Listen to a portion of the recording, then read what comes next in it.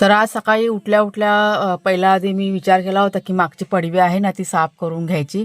कारण भरपूर अशी हिरवळ म्हणजे शेवाळ तिथे जमा झालेली आहे पावसामुळे.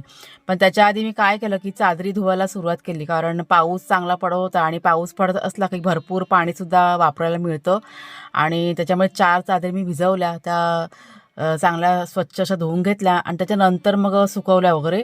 त्याच्यानंतर गेले मी पुढच्या पडवीमध्ये. तिकडे पण सगळं थोडंसं साफसफाई करायचं होतं, ते करून घेतलं. इतकी हिरवळ शेवाळी जमा झालेली आहेत मागच्या पडवीमध्ये, म्हणजे अक्षरशः मी ना काल पडता-पडता राहिले, माझा पायच घसरला होता. त्याच्यामुळे म्हटलं आज सकाळी उठल्या-उठल्या पहिला म्हटलं हे काम आहे ना करून घ्यायचं.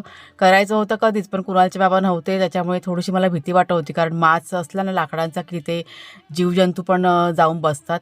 त्याच्यामुळे आता आज हे करायला घेतले. सगळा कचरा वगैरे जमा करून ठेवला आणि ब्लिचिंग पावडर टाकून ठेवली आणि संध्याकाळच्या वेळेस आता सगळं स्वच्छ करून